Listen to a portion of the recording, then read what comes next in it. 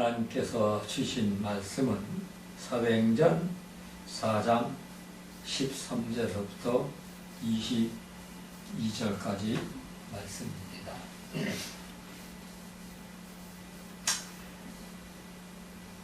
저희가 베드로와 요한이 기탄 없이 말함을 보고 그 본래 학문이 없는 범인으로 알았다가 이상히 여기며 또 그 전에 예수와 함께 있던 줄도 알고 또 병나은 사람이 그들과 함께 섰는 것을 보니 힐난할 말이 없는지라 명하여 공회에서 나가라고 서로 의논하여 가로되 이 사람을 어떻게 알고 저희로 인하여 유명한 표적이 나타난 것이 예루살렘에 사는 모든 사람에게 알려졌으니 우리도 부인할 수 없는지라. 이것이 민간에 더 퍼지지 못하게 저희를 위협하여 이후에는 이 이름으로 아무 사람에게도 말하지 말게 하자 하고 그들을 불러 경계하여 도무지 예수의 이름으로 말하지 말고 가르치지도 말라 하니 베드로와 요한이 대답하여 가로되 하나님 앞에서 너희 말을 듣는 것이 하나님의 말씀 듣는 것보다 옳은가 판단하라. 우리는 보고 들은 것을 말하지 아니할 수 없다 하니 관원들이 이 백성을 인하여 저희를 어떻게 벌할 도리를 찾지 못하고 다시 위협하여 놓아 줬으니 이는 모든 사람이 그된 일을 보고 하나님께 영광을 돌림이로라. 이 표적으로 병나은 사람은 40여서나 되었더라. 아멘. 귀하시고 고귀하신 말씀, 이제 감히 오늘도 또 대하고 복록하고 말씀을 나누고자 합니다. 성령 함께 하시고 은혜 가운데서 듣는 자들의 귀가 열리고 눈이 열리고 마음이 활짝 열리는 능력이 돼서 하나님 앞에 당장에 나서는 숨기지 않고 부끄럽지 않고 겁내지 않는 그런 믿음의 소유자가 다 되게 하여 주시옵소서. 아멘. 예수님 이름으로 기도드렸사옵나이다. 아멘. 아멘.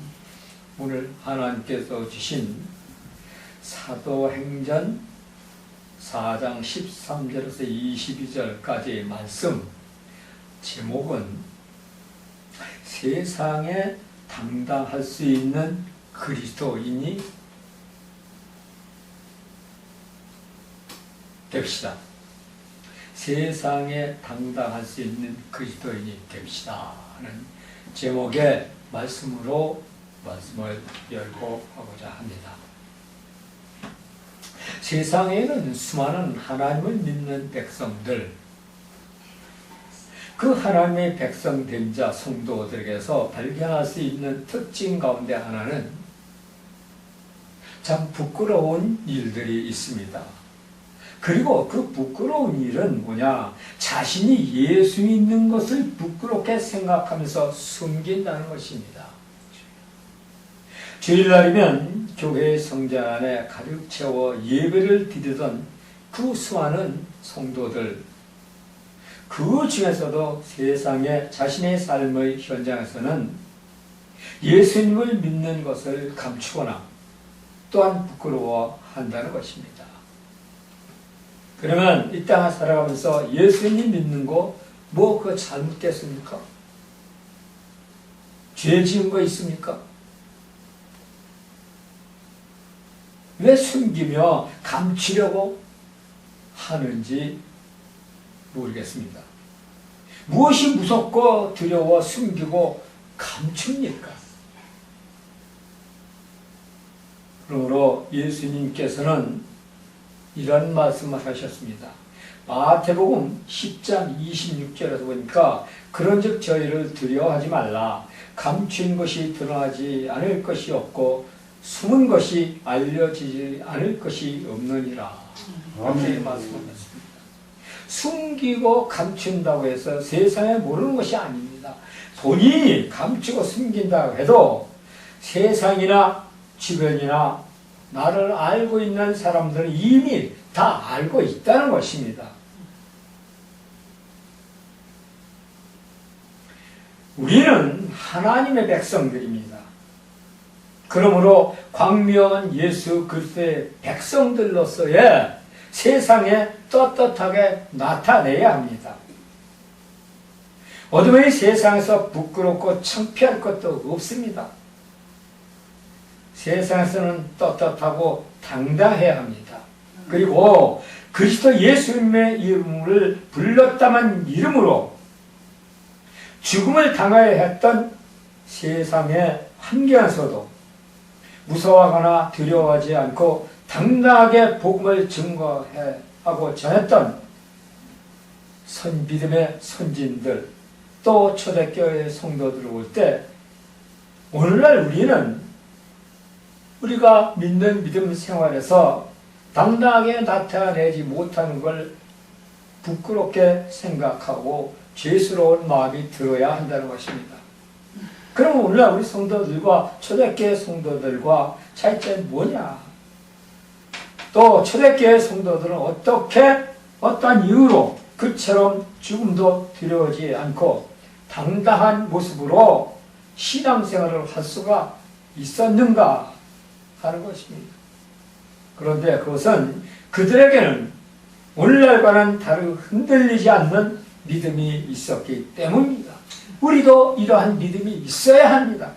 마태복음 16장 13절 16절에서 보면 예수께서 가이사랴 빌립보 지방으로 제자들에게 물어 가르치되 사람들이 인자를 누구라 하느냐? 가로되 더러는 세례 요한, 더러는 엘리야, 어떤 이는 예레미야나 선지자 중 하나라고 하더이다. 가라사대 너희는 나를 누구라 하느냐? 시몬 베드로가 대답하여 이르되 준 그리스도시요 살아계신 하나님의 아들이시니이다. 이렇게 고백을 합니다. 초대교회 성도들이 생사의 길에서 핍박을 받으면서 목숨을 걸고 믿었던 이유는 그들은 예수님께서 자기들을 구원할 구원자요 또한 그리스도께서 하나님의 아들이심을 굳게 믿었다는 것입니다. 오늘날 우리도 이러한 믿음이 있어야 되고 이러한 확신이 들어야 합니다. 그러므로 그들에게 유대인 지도자들은 초대교회들의 핍박을 하고 교회 지도자들인 사도들에게 예수님은 하나님의 아들이 아니며 또한 구원자 그리스도가 아니라고 그리스도라고 주장하지 말라는 것이었습니다. 그리고 이때 이스라엘은 로마 지배체제로서 종교적, 정치적 혼란을 겪을 때 그들은 그렇게도 원하고 기다리던 구원자 그리스도를 하나님께서 보내주셨지만 유대교 지도자들은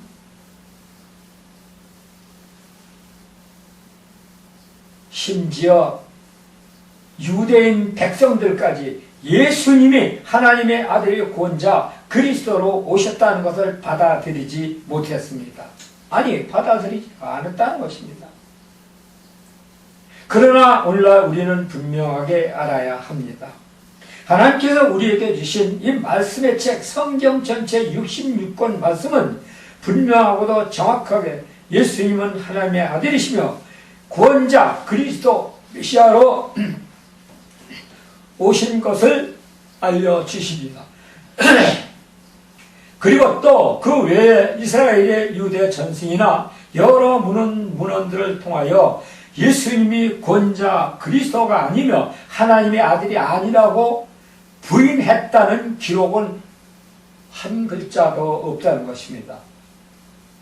그리고 거기에 반한 증거로서 성경의 말씀 안에서 왕이나 선지자들 그 외의 사도들이나 기독교 2000년 역사 속에 수많은 그리스도인들이 모두 하나님의 아들이신 그리스도 예수님을 믿는 것 때문에 시퍼렇게 날이선 칼날과 핍박에도 죽음에서도 예수님은 하나님의 아들이 아니시오 그리스도가 시라는 것을 당당하게 예수님은 하나님의 아들이시오 그리스도라는 것을 당당하게 증거하며 싸우다가 영광스러운 순교를 한 것을 볼 수가 있다는 것입니다. 그것은 그들에게는 예수님은 하나님의 아들이시며 그리스도시라는 것이 또한 십자가에 죽으시고 무덤에 묻히신 3일 만에 살아나신 것을 확실히 믿는 믿음이 초대교회 성도들에게 그렇게 당당하게 만들었던 것입니다. 그리고 그러한 믿음이 굳게 섰기 때문에 초대교회 성도들은 육신은 죽어도 영혼은 죽이지 못하는 유대교 지도자들이나 또한 권력자들에게 결코 굴복하지 않은 것을 볼 수가 있습니다. 마태복음 10장 28절에 보면 몸은 죽여도 영혼은 능히 죽이지 못하는 자들을 두려워하지 말고 오직 몸과 영혼을 능히 지옥에 멸하시는 자를 두려워하라. 주님은 이렇게 말씀하십니다. 세상에 무섭고 떨며 사람에게 창피하고 부끄러우고 겁내지 말라는 것입니다. 주님께서는 우리에게 세상에 당당하라는 것입니다. 그런데 우리가 아직까지 예수 믿는 것 때문에 부끄러워 창피해서 그리스도를 당당하게 나타나지 못한다면 그 사람은 아직까지 그리스도께서 나의 구주이심을 확실하게 믿지 못하는 증거라고 할 수가 있다는 것입니다.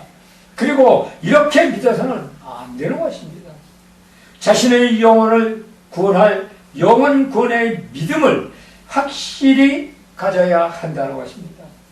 야고보서 2장 18절에 보면 혹이 가로되 너는 믿음이 있고 나는 행함이 있으니 행함이 없는 내 믿음을 내게 보이라. 나는 행함이 있으니 내게 보이리라. 초대교회의 대사도이며 지도자였던 야고보도 그 당시 성도들을 향하여 행함이 없는 내 믿음을 내게 보이라고 말씀을 하셨다는 것입니다. 믿지 못하기 때문에 일도 하지 못하는 것입니다. 우리가 그리스도의 이름을 부끄럽게 생각한다면 그리스도의 이름과 함께 또한 하나님의 택함을 입은 성도로서 당당할 수가 없으며 아울러 그것은 곧 믿음이 없는 것을 분명하게 증가하며 나타내는 것이라고 할 수가 있다는 것입니다. 그러므로 우리 모두는 그 어떠한 상황과 어려움 앞에서도 흔들리지 않는 믿음을 가져야 하며 당당해질 수가 있다는 것입니다.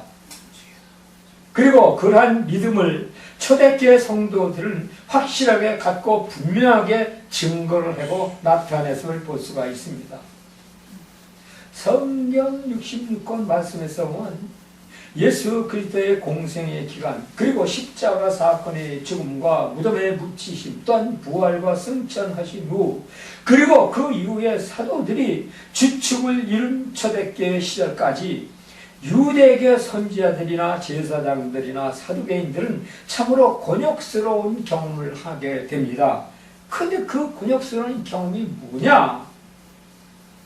그것은 자신들이 생각하기에는 분명 제자들은 율법을 거스르는 자요.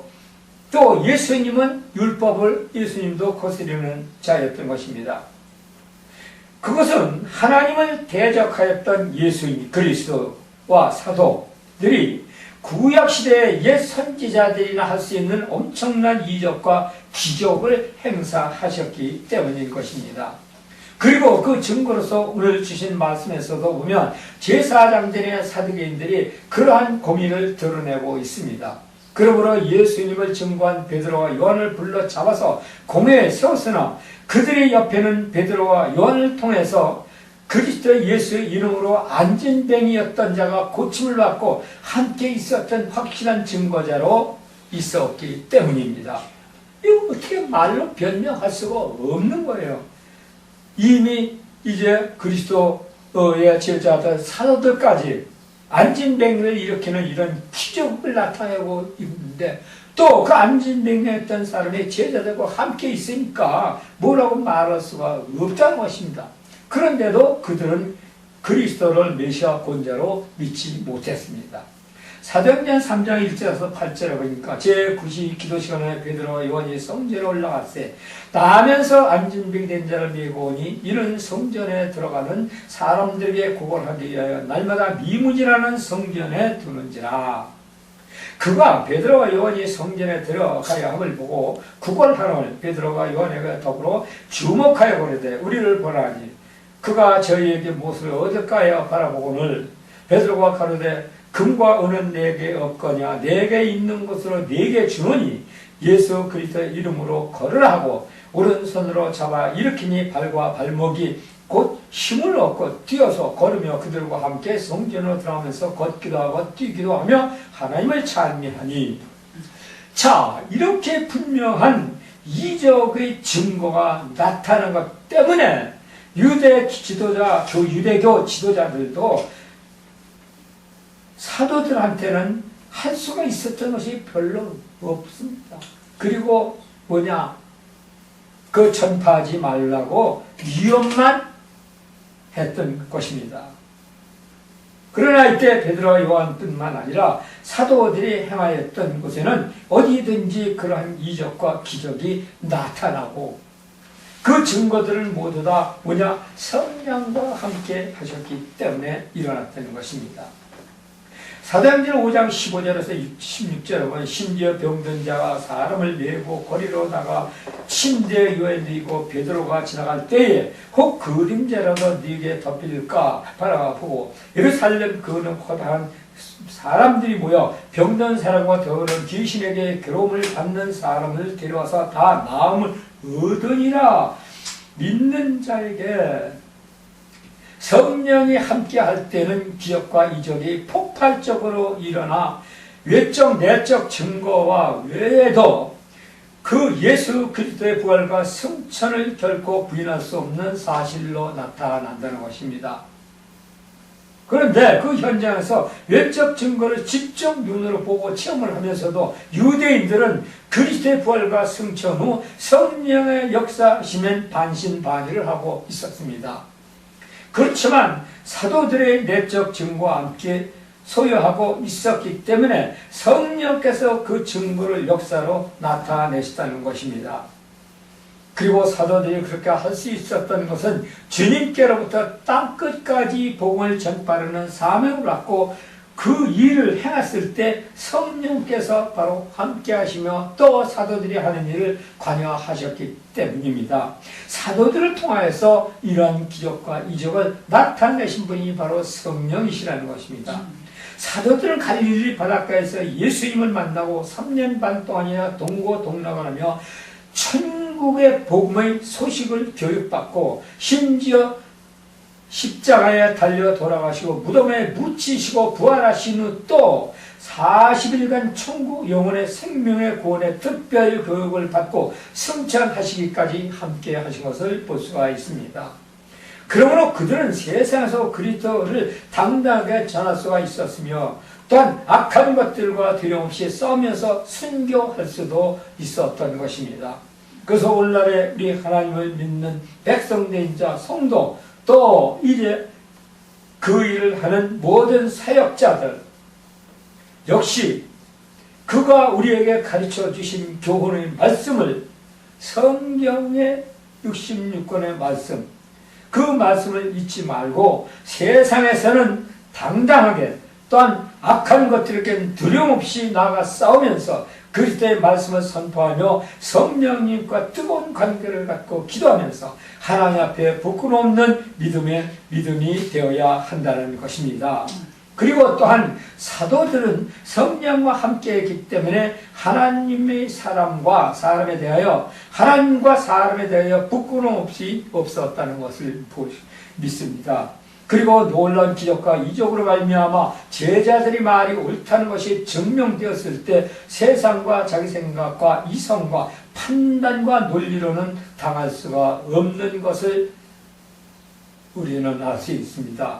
그러므로 제사장들과 사두개인들은 예수님의 제자들을 우격다짐으로 위협하여 그들의 입을 막을 수밖에 없었던 것입니다.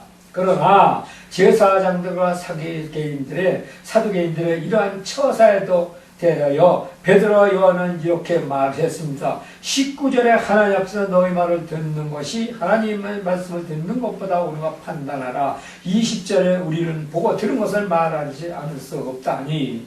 자, 베드로와 요한의 말 한마디에 있어서 보면 그들이 세상 사람들 앞에서는 좀 더 부끄러움이 없거나 겁 없이 당당하게 나타내었다는 것입니다. 오늘날 그러므로 우리도 세상에서 하나님을 믿고 가는 것을 당당하게 나타내고 그들에게 하나님의 교훈의 말씀을 전파하고 그들을 구원할 수 있는 성령 앞에, 그리고 이제 구원을 이루기 위한 그런 일을 해야 하는 것입니다. 그런데 무엇이 부끄럽고 두려워서 이 사람들 앞에 내가 예수 믿는 걸 숨겨야 합니까? 이런 것은 하나님께서 원하시는 처사, 그런 믿음이 아니라는 것입니다.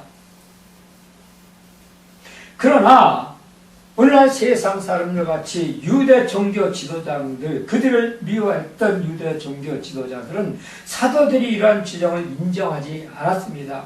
그리고 그 시대 이스라엘의 최고 기원이었던 사내들인 공회의 실력자들이었던 제사장들의 사두개인들은 사도들을 향하여 저 갈릴리 바다에 처한 어부 출신으로 배움도 없고 학문도 없는 무식한 베드로와 요한 같은 사람들이 신성모독과 로마에 대한 반역죄로 십자가의 처형을 당한 예수님의 제자들에 불같기 때문에 더욱더 받아들일 수가 없었던 것입니다.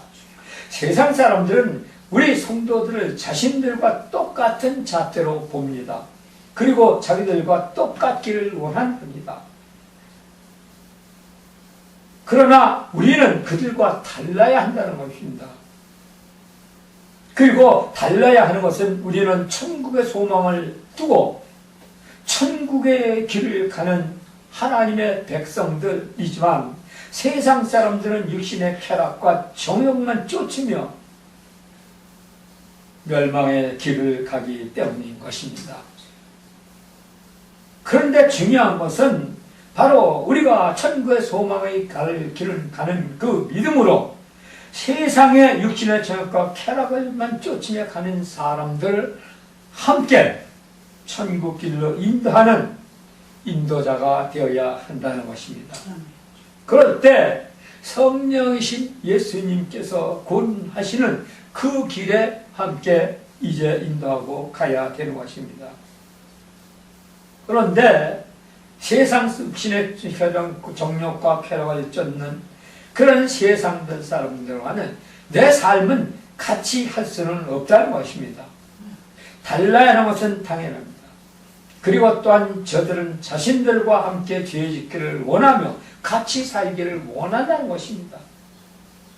그래서 먹고 마시며 즐기며 함께하는 것을 그렇게 이제 저희들에게 종용하고 또 그런 쪽으로 이끌어 가는 것입니다. 그런데 같이 가고 종용하고 쫓아간다 하지만 내 심령은 변하지 말아야 합니다.